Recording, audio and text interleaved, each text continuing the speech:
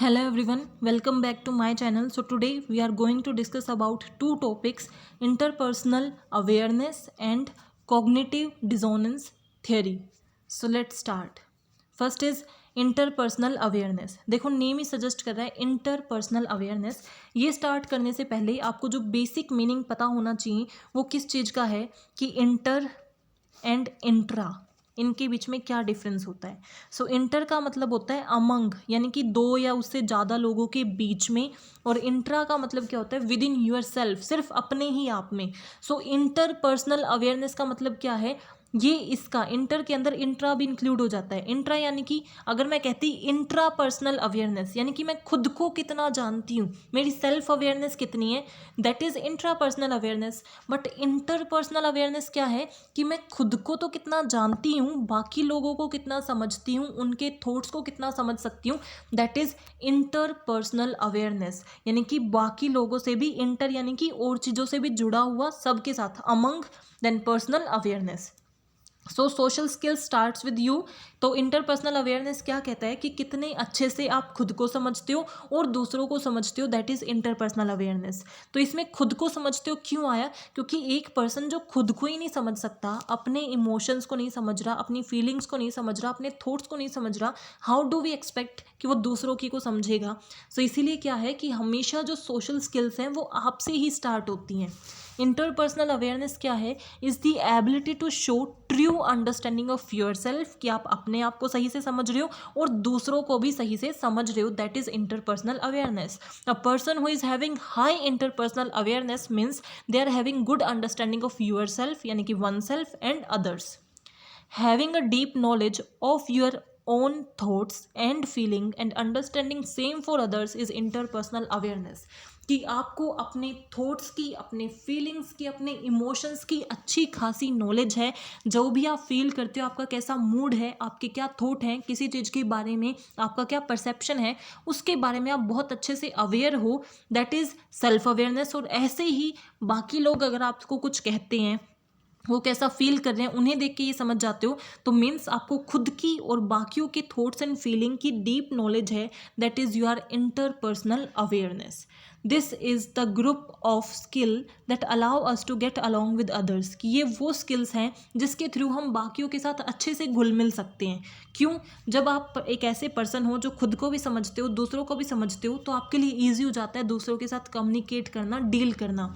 सो interpersonal awareness का crux क्या निकला, इंटरपर्सनल अवेयरनेस इज़ अ वे, या फिर जो डिफाइन करती है, that a person is having a good understanding of one self and others emotions, thoughts and feelings. कि एक पर्सन जिसको खुद के बारे में भी पता है, वो खुद को भी बहुत अच्छे से समझता है, खुद के बारे में अवेयर है, उसे पता है उसे क्या चीज़ें पसंद है, क्या चीज़ें नहीं पसंद, किन चीज़ों से उन्हें बहुत अच्छा लगता है, किस चीज़ से उसे बहुत गुस्सा आता है, उसे सब पता है. और उसे ऐसा दूसरों के बारे में भी पता है कि दूसरों को क्या चीज़ें पसंद है, क्या नहीं पसंद, वो क्या फील कर रहे हैं, that is interpersonal awareness. Now, two components of interpersonal awareness are self awareness and acceptance and social awareness. तो दो मेजर कंपोनेंट क्या हैं, self awareness and social awareness. Self awareness किसको बताते हैं, अवेयरनेस अबाउट वन सेल्फ, कि आप खुद को कितना जानते हो और दूसरों को कितना समझते हो, दैट इज सोशल अवेयरनेस. और इन दोनों से मिलकर ही हमारा क्या बना है, interpersonal awareness. So social awareness कि आप दूसरों को कितना समझ रहे हो, सेल्फ अवेयरनेस कि आप खुद को कितना समझ रहे हो. But self awareness is associated with self acceptance as well. खुद को सिर्फ समझना ही इंटरपर्सनल अवेयरनेस नहीं है, खुद को एक्सेप्ट करना भी इंटरपर्सनल अवेयरनेस है. अब सेल्फ एक्सेप्टेंस क्या होता है, self acceptance of yourself is very important to improve our interpersonal awareness. It demand that you believe that you are good enough to be accepted by yourself and other. कि self awareness का मतलब क्या है कि आप समझते हो कि आपको क्या चीज़ें पसंद हैं, क्या चीज़ें नहीं पसंद. बट सेल्फ एक्सेप्टेंस का मतलब क्या है, जैसे भी आप हो, आपको चाहे कोई भी चीज़ें पसंद हो, कोई भी चीज़ें ना पसंद हो, क्या चीज़ें आपको अच्छी लगती हैं, क्या गलत लगती हैं, उसी हर केस में आपको ये लगता है कि आप इतने गुड हो कि बाकी आपको ईजिली एक्सेप्ट कर ले और आप भी खुद को ईजिली एक्सेप्ट करते हो, that you like your self. Because अगर आप चाहते हो कि अदर जो पर्सन्स हैं वो आपको एडमायर करें, आपको लाइक करें, तो उसके लिए सबसे पहले आपको खुद को लाइक करना पड़ेगा। सो सेल्फ एक्सेप्टेंस का मतलब क्या है? Liking your self. आप खुद को एक्सेप्ट करते हो कि मैं जैसा भी हूँ मैं अच्छा हूँ, दैट इज एक्सेप्टेंस। और खुद के बारे में पता होना, that is awareness. So interpersonal awareness के कंपोनेंट्स क्या हुए? Self awareness and acceptance and social awareness. Now how to improve self awareness and self acceptance. आप अपनी सेल्फ अवेयरनेस और एक्सेप्टेंस को कैसे इंप्रूव कर सकते हो? So first is always stay positive. हमेशा आप पॉजिटिव रहो तो ऑब्वियस सी बात है आप अपनी एक्सेप्टेंस को इंप्रूव कर दोगी। पॉजिटिव रहोगे तभी तो पॉजिटिव रह सकते हो। जब तक आपको यही नहीं पता होगा कि आपके माइंड में कैसे थॉट्स चल रहे हैं तो आप पॉजिटिव नहीं रह सकते। तो पॉजिटिव रहने के लिए क्या है? आपको अपने बारे में अवेयर भी होना पड़ेगा और खुद को एक्सेप्ट भी करना पड़ेगा। तो अगर आप चाहते हो कि आपके अंदर सेल्फ अवेयरनेस एंड एक्सेप्टेंस हो, सो स्टे पॉजिटिव कि जो भी हो रहा है ठीक हो रहा है। अगर कुछ गलत भी हो रहा है तो वो ठीक हो जाएगा। हमेशा पॉजिटिव रहो, ऑप्टिमिस्ट रहो। पॉजिटिव अफर्मेशंस का यूज़ करो। अफर्मेशंस क्या होती हैं? स्ट्रॉन्ग स्टेटमेंट होती हैं, बहुत पॉजिटिव स्टेटमेंट होती हैं जो आपको एक सेल्फ अवेयरनेस फील कराती हैं, एक्सेप्टेंस फील कराती हैं। जैसे अगर आपको कभी कुछ भी फील हो रहा है तो आप ऐसी पॉजिटिव अफर्मेशंस का यूज़ करो, उसे डेली रिपीट करो, डेली बेसिस पे रिपीट करो, लाउडली बोलो, तो आपको अच्छे से बहुत अच्छा फील होगा। अगर आपको किसी चीज़ की टेंशन है वो भी कम हो जाएगी। सो दैट अगर आप लोनली फील कर रहे हो तो आप बोलो कि अभी मैं लोनली हो सकता है but I have many friends, I am friend to all, कि सब मेरे साथ बहुत फैमिलियर हैं, सब मेरे फ्रेंड्स हैं और मेरे पास बहुत से फ्रेंड हैं। तो अगर आप इन चीज़ों को रिपीट करते हो, या फिर I love my life, I love my self, ये सब क्या है? पॉजिटिव अफर्मेशंस हैं जो आपको पॉजिटिव रखती हैं और आपकी सेल्फ अवेयरनेस एंड एक्सेप्टेंस को इंप्रूव भी करती हैं। And third, which is the main और basic reason behind that is become aware of your self. अपने बारे में अवेयर बनो और उसकी 3 स्टेजेस होती हैं। First is engulfed, accepting and self aware. सबसे छोटा लेवल होता है एनगल्फ्ड। इसमें हमारा क्या है? हमें पता है, हम अवेयर हैं अपने इमोशंस के रिगार्डिंग कि अब हमें गुस्सा आ रहा है, अब हमें मज़ा आ रहा है, सब पता है, लेकिन हमें ये लगता है हम कंट्रोल नहीं कर सकते। हमारे इमोशन हमें रूल करते हैं, हम अपने इमोशन को रूल नहीं करते। That is engulfed situation. कि मुझे पता है कि मुझे अगर कोई झूठ बोलता है तो मुझे गुस्सा आ जाता है और फिर मैं कुछ भी बोल देता हूँ। बट अगर आपको ये होता कि मैं कंट्रोल कर सकती हूँ कि मुझे किस तरीके से चीज़ों को करना है, अगर कोई मुझसे झूठ भी बोल रहा है तो मुझे उसे कामली हैंडल करना है। सो एनगल्फ का मतलब क्या है? आपको कई बार पता होता है कि आपको ऐसे रिएक्ट नहीं करना, फिर भी आप रिएक्ट करते हो because your emotions are ruling you, they are out of your control. Then accepting का मतलब क्या है? ये पर्सन्स क्या हैं? हाईली अवेयर हैं खुद के बारे में, इन्हें पता है इनकी क्या फीलिंग है, क्या मूड है, क्या इमोशन है, क्या थॉट है, बट ये उन्हें एक्सेप्ट कर लेते हैं कि मुझे झूठ सुनने पे गुस्सा आता है तो आता है। आप उसे चेंज करने की कोशिश ही नहीं कर रहे। आपको ये लगता है कि झूठ बोलना ही गलत है, अगर वो ऐसा कर रहे हैं तो मुझे तो गुस्सा आएगा। तो वो होती है एक्सेप्टिंग सिचुएशन। बट एनगल्फ्ड की सिचुएशन क्या है? कि मैं अपने इमोशंस को कंट्रोल नहीं कर पा रही। मैं चाहती हूँ मैं कंट्रोल करना, बट मेरे कंट्रोल में ही नहीं है। और एक्सेप्टिंग वाले ट्राई ही नहीं करते। हाईली अवेयर हैं ये, although they are highly aware. Engulfed वाले थोड़े कंफ्यूज्ड होते हैं। थोड़ा बहुत उन्हें पता है कि भाई मुझे गुस्सा क्यों आता है मुझे नहीं पता। कई बार कोई झूठ बोलता है और कई सच बोल रहे हो बट मेरे से अगेंस्ट हो तो भी मुझे गुस्सा आ जाता है। तो एनगल्फ्ड वाले क्या हैं? थोड़े कंफ्यूज्ड हैं और उसको उनके इमोशंस रूल करते हैं, उनका उसके ऊपर कोई कंट्रोल नहीं है। देन एक्सेप्टिंग, वो हाईली अवेयर हैं, उन्हें पता है कि उन्हें किस चीज़ पे गुस्सा आता है, किस चीज़ से वो एन्जॉयमेंट फील करते हैं, बट वो चेंज करने की कोशिश नहीं करते। वो उसे बस एक्सेप्ट कर चुके हैं कि यही रियलिटी और यही फैक्ट है। सेल्फ अवेयर उससे थोड़ी हाई स्टेट होती है और ये हाईएस्ट लेवल ऑफ स्टेट है जिसमें हमें पता है कि हमें क्यों गुस्सा आता है और हम अपने इमोशंस को कंट्रोल एंड मैनेज भी कर सकते हैं। That is the highest level. So हमारा अभी हमने क्या देखा कि किस तरीके से हम अपनी सेल्फ अवेयरनेस एंड एक्सेप्टेंस को इम्प्रूव कर सकते हैं। कैसे?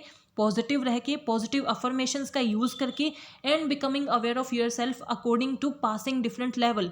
कि अगर आप इस लेवल पे हो तो आप इस पे फोकस करो, देन आप इस पे फोकस करो, 1 बाय 1 आप आगे बढ़ो। तो इस तरीके से आप क्या कर सकते हो? अपनी सेल्फ एक्सेप्टेंस को भी इंप्रूव कर सकते हो।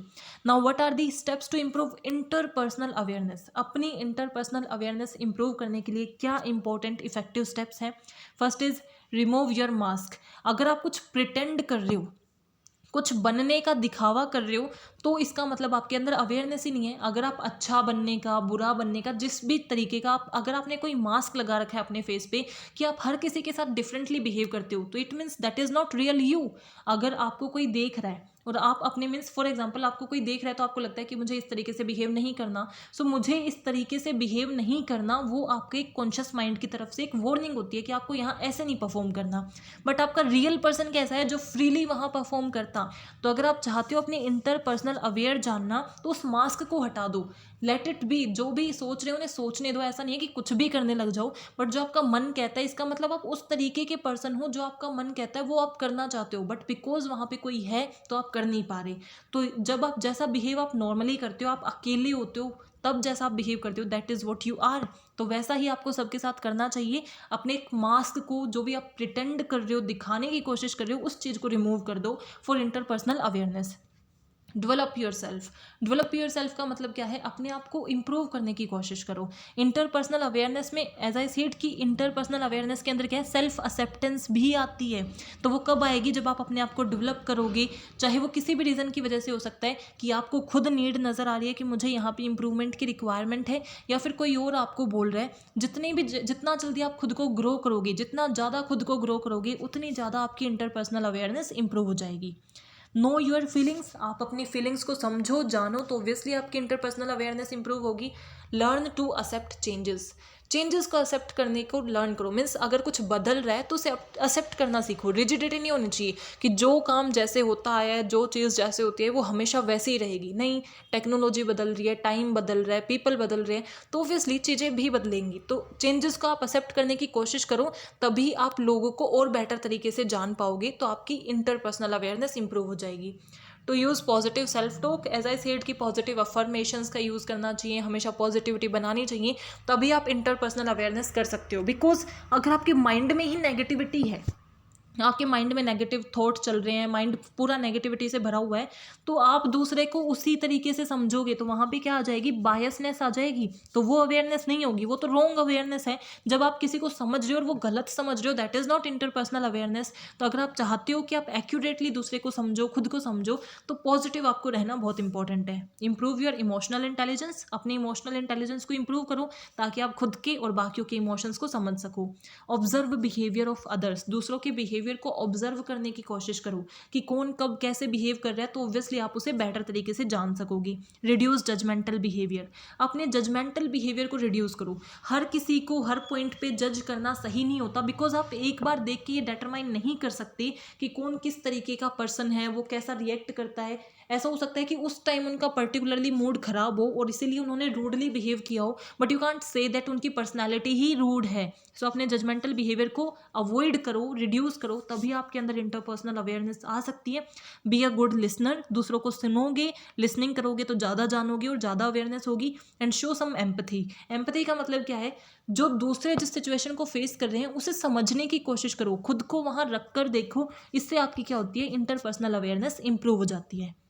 So we completed our first topic, that is interpersonal awareness. Now second topic is a theory that is also interpersonal awareness या फिर communication की theory है, that is cognitive dissonance. Cognitive dissonance का मतलब क्या होता है?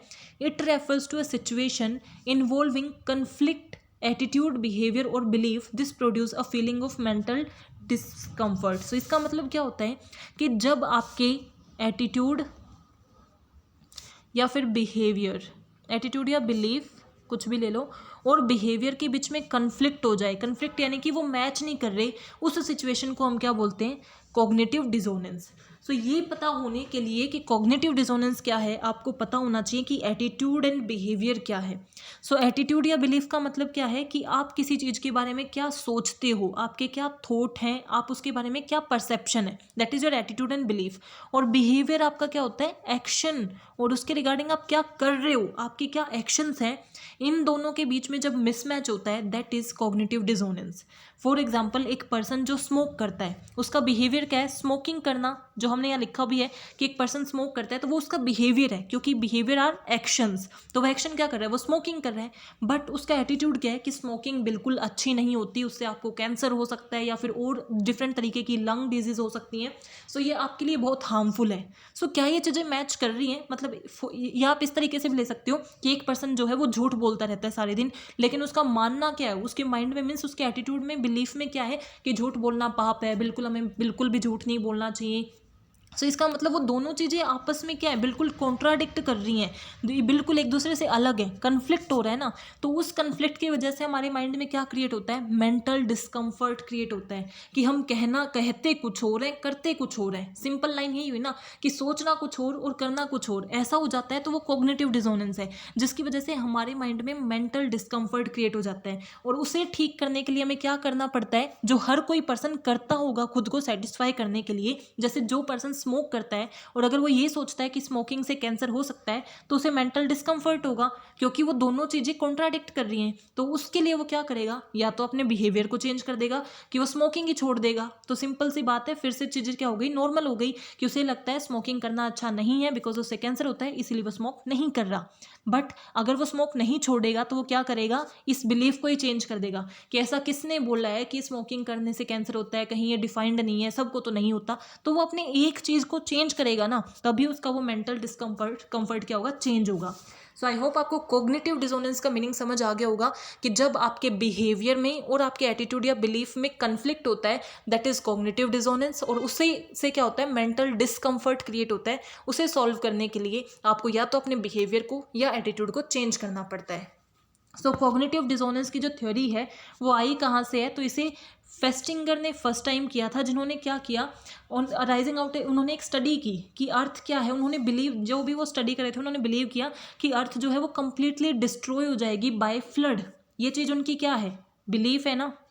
अगर ये सोच रहे हैं कि भाई फ्लड आएगी जिससे पूरी अर्थ डिस्ट्रॉय हो जाएगी, ये उनकी क्या थी, बिलीफ, जिसकी वजह से उन्होंने क्या बिहेवियर किया होगा। And what happened to its member, particularly the really committed one who had given up on their homes, job to work for the cult, क्योंकि उन्हें लगा कि फ्लड आएगी तो ऑब्वियसली यहाँ से हमारी सारी जॉब वगैरह छूट जाएंगी। ये सब उनके बिलीफ थे। और एक्चुअल में, और मान लो वो उसकी वजह से वहाँ से एरिया से छोड़ के दूसरी जगह चले गए हों, एक्चुअल में फ्लड आई ही नहीं। तो इसका मतलब जो बिलीफ था वो तो हुआ ही नहीं, बट बिहेवियर आपका, एक्शन आपका हो गया। तो इसका मतलब क्या हुआ, एक कॉग्निटिव डिसोनेंस क्रिएट हुआ कि जो हमने सोचा था वैसा नहीं हुआ, जो सोचा और जो हुआ वो बहुत डिफरेंट है। तो इससे हमारा क्या हुआ, कॉग्निटिव डिसोनेंस क्रिएट हुआ। तो उनके माइंड में, फेस्टिंगर के माइंड में पहली बार वो थिंग आई कि ये चीज़ें होती हैं जब आपका बिलीफ और बिहेवियर मैच नहीं करता, तो एक तरीके का डिस्कम्फर्ट क्रिएट होता है। एंड उन्होंने इसे नाम दिया कॉग्निटिव डिसोनेंस थ्योरी।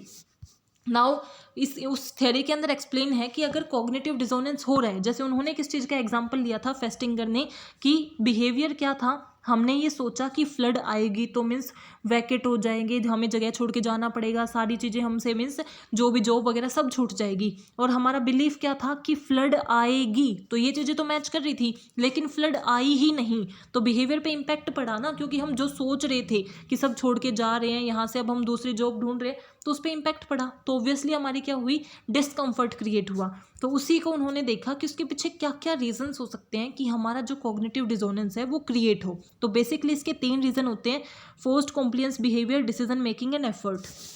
तो पहला है forced compliance behaviour.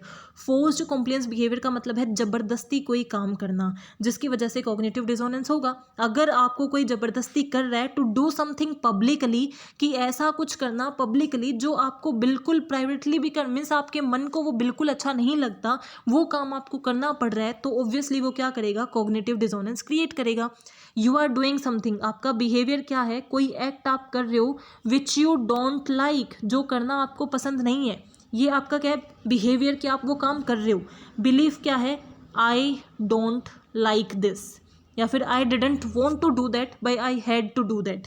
So that is आपका बिलीफ और बिहेवियर मैच नहीं खा रहे। तो फोर्सफुली अगर आपको कोई काम करना पड़े, जो काम आप कर रहे हो लेकिन उसे नहीं करना चाहते, आपके बिलीफ उसे अलाउ नहीं करते, so that is cognitive dissonance. For example, आप झूठ नहीं बोलना चाहते थे, आपको अपने फ्रेंड को बचाने के लिए झूठ बोलना पड़ा, तो इसमें क्या होगा, बिहेवियर क्या है, आपने झूठ बोल दिया, बिकॉज फोर्सफुली आपके फ्रेंड ने आपको बोला कि भाई मेरा फ्रेंड है तो आपको झूठ बोलना पड़ेगा, अदरवाइज मैं तुझसे कभी बात नहीं करूंगा। सो कुछ भी रीज़न हो सकता है। सो बिहेवियर क्या हुआ कि आपने झूठ बोल दिया, और आपका बिलीफ क्या था कि आप नहीं चाहते थे, आपको लगता है झूठ बोलना गलत है। तो क्या आपका बिहेवियर और बिलीफ मैच हो रहे हैं? नहीं। तो इसका मतलब क्या है, वो कॉग्निटिव डिसोनेंस को क्रिएट करते हैं। तो फेस्टिंगर ने इसी के ऊपर एक स्टडी की, ये आइडेंटिफाई करने के लिए कि क्या फोर्स्ड कॉम्प्लियंस बिहेवियर एक्चुअल में डिसोनेंस क्रिएट करता है या नहीं। जब भी हमारा फोर्स्ड कॉम्प्लियंस बिहेवियर है तो ऑब्वियसली वो क्या करेगा, डिसोनेंस क्रिएट करेगा, क्योंकि हम कुछ ऐसा कर रहे हैं जो हम नहीं करना चाह रहे, हमारे बिलीफ और बिहेवियर मैच नहीं करेंगे। तो वहाँ पे हम बिहेवियर को चेंज नहीं कर पाएंगे, क्योंकि अभी हमने किया ना कि या तो हम अपने बिहेवियर को चेंज कर लें या फिर क्या करें, अपने बिलीफ को चेंज कर लें खुद को सेटिस्फाई करने के लिए। बट बिकॉज हमने वो काम कर दिया है, झूठ बोल दिया है, चोरी कर ली है, तो अब हमें क्या करना पड़ेगा, बिलीफ को ही चेंज करना पड़ेगा। फोर्स्ड कॉम्प्लियंस बिहेवियर के टाइम हम बिहेवियर को चेंज नहीं कर सकते, बिलीफ को ही चेंज करना पड़ेगा, क्योंकि जो भी हमने एक्शन करना था वो हम ले चुके हैं। तो इन्होंने जो स्टडी की उसके अंदर क्या किया, 71 मेल पार्टिसिपेंट्स को लिया और उन्हें बोला कि उन्हें एक बहुत डल टास्क परफॉर्म करना है। डल यानी कि एक बहुत boring, super boring task perform करना है। 71 मेल को इन्होंने लिया था पार्टिसिपेंट्स को। अब इन्होंने क्या किया, कुछ को तो क्या दिया, $1 दिया और कुछ को $20 दिए। आधे लोगों को $1 दिया और आधे लोगों को $20 दिए। किस चीज़ के लिए, ना उस डल टास्क को परफॉर्म करने के लिए नहीं, उस डल टास्क को करके बाहर जो बचे हुए पार्टिसिपेंट्स हैं, मान लो इन्होंने 71 लिए थे ना, 50 बाहर बैठे हैं और जो हमारे बचे हुए 21 हैं वो काम कर रहे हैं। तो इन 21 में से जो एक, कुछ को तो क्या मिला, मान लो 11 को तो $1 मिला और 10 को $20 मिले। इनको बोला गया था कि बाहर जो पार्टिसिपेंट्स बैठे हैं उनको जाके ये कहना है कि इतना इंटरेस्टिंग, इतना क्रिएटिव टास्क है ना कि आपको मज़ा आ जाएगा। तो ये हमारा क्या था, पूरी थ्योरी थी जो उन्होंने इस्टेब्लिश की। क्या, मैं रिपीट कर रही हूँ, 71 लोगों के ऊपर किया, एक बहुत बोरिंग टास्क उनसे करवाया, ठीक है। तो वो पार्टिसिपेंट्स क्या हैं, उनको करना क्या था, जो वो बोरिंग टास्क परफॉर्म कर रहे थे, तो किसी को तो $1 दिया और किसी को $20 दिए, यानी कि आधे लोगों को $1 दिया, आधे लोगों को $20 दिए। किस चीज़ के लिए, कि बचे हुए जो पार्टिसिपेंट्स हैं ना, जो बाहर बैठे हैं, उन्हें जाके ये कहो कि टास्क एक्चुअल में डल नहीं, बहुत बोरिंग नहीं है, बहुत क्रिएटिव है, बहुत इंटरेस्टिंग है। तो आप सोच सकते हो रिजल्ट क्या आया होगा एज पर द थ्योरी। जिसको $1 दिया था उसने जाके एक्चुअल में ये कहा कि काफ़ी क्रिएटिव टास्क है, इन कंपैरिजन टू जिसको $20 मिले थे। $20 वालों ने थोड़ा उसे बोरिंग ही बताया, इतना एन्जॉयबल उसे नहीं बताया इन कंपैरिजन टू जिसको $1 मिला था। अब हमें तो सोचना तो ये चाहिए कि $20 मिले थे झूठ बोलने के लिए, तो उन्होंने झूठ क्यों नहीं बोला, इन्होंने झूठ क्यों बोला $1 के लिए। तो रीज़न क्या है कि इन्होंने टास्क तो परफॉर्म कर दिया। देखो टास्क दोनों ने परफॉर्म किया, वो बोरिंग, अब बोरिंग टास्क था और इनको क्या कह के परफॉर्म करवाया था कि बहुत क्रिएटिव है। तो देखो बिहेवियर क्या है, इन्होंने एक्ट तो कर दिया, तो एक्ट को तो ये चेंज नहीं कर सकते, टास्क तो इन्होंने कर दिया। अब ये जिन्हें $20 मिल रहे थे झूठ बोलने के लिए, उन्हें लगा कि $20 बहुत बड़ा अमाउंट होता है, एक अच्छा इंसेंटिव है झूठ बोलने का। बट इन्हें $1 अच्छा इंसेंटिव नहीं लगा झूठ बोलने का, और उन्हें क्या लगा, इनके माइंड में मेंटल डिस्कम्फर्ट हुआ कि हमने जो काम किया है वो काफ़ी बोरिंग था। मीन्स उन्हें बोला क्या गया था काफ़ी क्रिएटिव है, और जो एक्चुअल में बिहेवियर किया वो काफ़ी बोरिंग था। तो मेंटल डिस्कम्फर्ट क्रिएट हुआ। तो मेंटल डिस्कम्फर्ट को सॉल्व करने के लिए इस थ्योरी के अंदर हम क्या कर सकते हैं, सिर्फ एक काम, कि आप अपने बिलीफ या एटीट्यूड को ही चेंज कर लो, बिकॉज बिहेवियर तो हो चुका है, उसे आप चेंज नहीं कर सकते। तो बिलीफ या एटीट्यूड को ये कैसे चेंज करेंगे कि जो इन्होंने सोचा था कि काम बोरिंग है, कि हमने जो एक्शन किया है वो बोरिंग है, उसकी जगह हम उसे क्या मान लें कि वो एक्चुअल में काफ़ी इंटरेस्टिंग टास्क है। उन्होंने अपने एटीट्यूड को और बिहेवियर को ही चेंज कर दिया। दैट्स वाई इन्होंने बाहर जाके क्या बोला कि मोर फन और एन्जॉयबल है इन कंपैरिजन टू जिनको $20 मिले थे। तो आई होप आपको समझ आ गया होगा। थियरी हमें क्या कहती है कि फोर्सफुली आप कोई काम करते हो, उसकी वजह से क्या होता है, कॉग्निटिव डिसोनेंस क्रिएट होती है। ये क्लियर हुआ आपको कि अगर हमको फोर्सफुली कुछ करना पड़े। देन उसके ऊपर फेस्टिंगर ने एक स्टडी की कि आपको क्या करना है, एक बोरिंग टास्क उन्हें दे दिया, एक काफ़ी डल टास्क दिया, और एक को $1 दे रहे हैं और एक को $20 दे रहे हैं। बाहर बैठे जो पार्टिसिपेंट्स हैं उन्हें ये बोलने के लिए कि टास्क काफ़ी इंटरेस्टिंग है। इसने तो जाके यही बोला कि टास्क काफ़ी इंटरेस्टिंग है, बट इन्होंने जाके ये नहीं बोला। रीज़न क्या है, इससे ज़्यादा इन्होंने क्यों बोला? 20 वालों ने जाके बोल दिया कि टास्क ठीक ठाक है, भैया आप कर सकते हो, बट 1 वाले ने उसे काफ़ी एन्जॉयबल, काफ़ी क्रिएटिव और इंटरेस्टिंग बोला, हालांकि वो क्या था? बोरिंग। ऐसा उन्होंने क्यों किया? Because of cognitive dissonance. उनके माइंड में डिजोनेंस आ गया था, डिस्कम्फर्ट आ गया था कि उन्होंने जो टास्क किया है वो काफ़ी क्या था? बोरिंग था। तो इसकी वजह से डिस्कम्फर्ट था, तो उन्होंने अपने आप को समझा लिया कि नहीं नहीं, टास्क अच्छा ही था, हमें ही ऐसे बोरिंग लगा होगा, तो उन्होंने अपना एटीट्यूड ही चेंज कर दिया। दैट्स वाई इस तरीके से हमारा जो रिजल्ट है, जो कंक्लूजन आया, और वो क्यों हुआ? Because of cognitive dissonance. Now second is decision making. तो हमने बोला कॉग्निटिव डिसोनेंस के क्या क्या रीजंस हो सकते हैं। तो पहला हमने देख लिया जो रीजन है, that is forced compliance behaviour. Second is decision making की वजह से भी डिसोनेंस हो सकता है। डिसीजन मेकिंग की वजह से कैसे होगा? क्योंकि जो भी आप डिसीजन लेते हो, आपके पास काफ़ी अल्टरनेटिव होते हैं, उसमें से आप एक चुनते हो, तो जो एक चुन रहे हो तो बाकी के जो बेनिफिट हैं वो आपको छोड़ने पड़ते हैं। जैसे यहाँ पे एक एग्जाम्पल है कि आपको 2 ऑप्शन मिल रहे हैं, या तो आप यहाँ ऐसी जगह पे जॉब लो जहाँ पे आपके फ्रेंड्स, आपकी फैमिली से आप एक साथ रहते हैं और आप वहीं पे रह पाओगे, या एक ऐसी जगह पे जॉब लो जो नेचर बहुत ब्यूटीफुल है, आपकी फेवरेट ड्रीम सिटी है, वहाँ पे लेना चाहोगे। तो ऑब्वियसली आपको चुनना एक ही अल्टरनेटिव है। जिस भी अल्टरनेटिव को आप चुनोगे, उससे जो दूसरा अल्टरनेटिव है उसके बेनिफिट आपको सेक्रीफाइस करने पड़ेंगे, जिसकी वजह से कॉग्निटिव डिसोनेंस क्रिएट होगा। और उसे सोल्व करने के लिए आप क्या कर सकते हो? क्योंकि इसमें कोई बिहेवियर हुआ नहीं है, आपको डिसीजन लेना है, तो आप बिहेवियर भी चेंज कर सकते हो और एटीट्यूड भी चेंज कर सकते हो। बट बिहेवियर को चेंज करना उतना ईजी नहीं होता, इसीलिए आपको क्या करना पड़ता है? अपने एटीट्यूड को ही आप चेंज करते हो। कैसे? जिस भी ऑप्शन को आप चुनोगे उसकी अट्रैक्टिवनेस को इंक्रीज करके, और जिस ऑप्शन को आप नहीं चुन रहे हो, हटा रहे हो, उसकी अट्रैक्टिवनेस को डिक्रीज करके, कि इसके सिर्फ पॉजिटिव पॉइंट पे फोकस करके और इसके सिर्फ नेगेटिव पॉइंट पे फोकस करके आप क्या कर सकते हो? अपनी कॉग्निटिव डिसोनेंस को रिड्यूस कर सकते हो।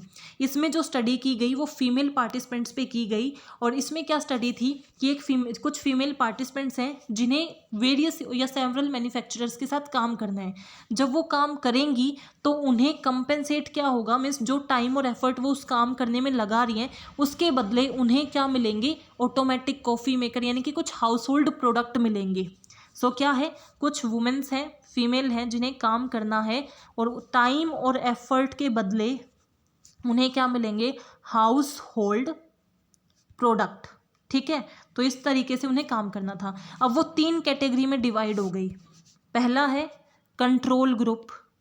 कंट्रोल ग्रुप यानी कि जिनको कोई इतना मीन्स कुछ करना नहीं पड़ा, कोई डिसीजन नहीं लेना था कि मुझे कौन सा चाहिए। 8 प्रोडक्ट थे, 8 में से चुनना था। कंट्रोल ग्रुप क्या है? जिनमें उन वुमेन्स को रखा गया जिनको ऑप्शन ही नहीं दिया गया, उन्हें खुद से एक प्रोडक्ट प्रोवाइड कर दिया गया।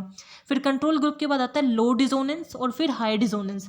लो डिसोनेंस क्या है? उन 8 प्रोडक्ट में से इनको क्या 3 का ऑप्शन दिया गया कि शुरू के 3 वालों में से आप कोई भी चुन लो, और इनको क्या है 7 में से चुनने थे।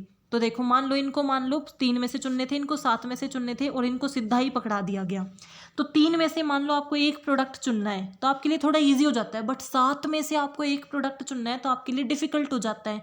तो ये थ्योरी पूरी परफॉर्म की गई। मैं रिपीट करती हूँ एक बार थ्योरी को, कि कुछ वुमेन्स थी जिनके ऊपर किया गया कि अगर आप जो काम करोगे उसके टाइम एंड एफर्ट के बदले आपको एक हाउस होल्ड प्रोडक्ट दिया जाएगा।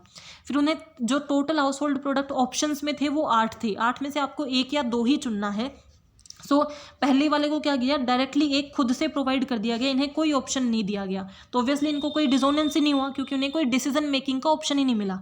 इनको मान लो 3 और इनको 7 में से एक चुनना है या 8 में से एक चुनना है, तो इन्हें क्या डिफिकल्टी हुई? जो हाई लेवल पे थी उन्होंने क्या किया? जो रिजल्ट निकला, कंक्लूजन निकला कि इन्होंने जो हाई लेवल में 7 में से जिन्हें एक चुनना था, उन्होंने अपने प्रोडक्ट को सबसे ज़्यादा पॉजिटिव बताया इन कंपैरिजन टू बाकियों की प्रोडक्ट। तो ऐसा क्यों हुआ?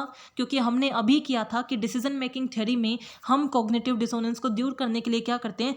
खुद के जिस चीज़ को हम चुन रहे हैं ना, उसकी अट्रैक्टिवनेस को बढ़ा देते हैं और बाकी सबकी अट्रैक्टिवनेस को घटा देते हैं। तो इनके पास तो कोई मीन्स ऑप्शन ही नहीं था, तो यहाँ पे तो कोई डिसोनेंस हुई ही नहीं। यहाँ पे लो डिसोनेंस हुई, कम डिसोनेंस हुई, क्योंकि 3 में से एक चुनना था, तो इतना ज़्यादा इंपैक्ट इन पर नहीं पड़ा। इन्होंने सोचा जो मिल रहा है मीन्स एक चुन लिया जो बेस्ट लगा, तो इन्होंने बाकियों को लेस अट्रैक्टिव समझ लिया। बट बिकॉज 7 में से अगर मैं एक चुन रही हूँ तो 6 को मुझे लेस अट्रैक्टिव समझना होगा। काफ़ी मुश्किल डिसीजन है, तो जिसकी वजह से उनके माइंड में कॉग्निटिव डिसोनेंस हुई कि मैं जो एक ले रही हूँ, बचे हुए 6 के बेनिफिट का मुझे क्या करना पड़ेगा, सेक्रीफाइस करना पड़ेगा।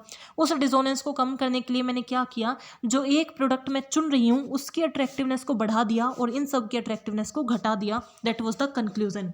फाइंडिंग क्या आई, they were more likely than participants in other two condition increase the attractiveness of chosen alternative, कि जो हमारी हाई डिसोनेंस वाली हैं उन्होंने अपने चूजन अल्टरनेटिव की जो अट्रैक्टिवनेस है उसे इंक्रीज किया और अनचूजन की अट्रैक्टिवनेस को क्या कर दिया, डिक्रीज कर दिया because of cognitive dissonance. And last is effort.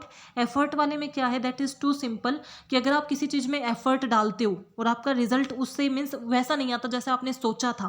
For example, किसी चीज़ को पाने के लिए आपने अपने 5 साल लगा दिए और एक्चुअल में जब आप उसे पा रहे हो तो उसे आपको पता चलता है कि इसकी तो उतनी वैल्यू ही नहीं है।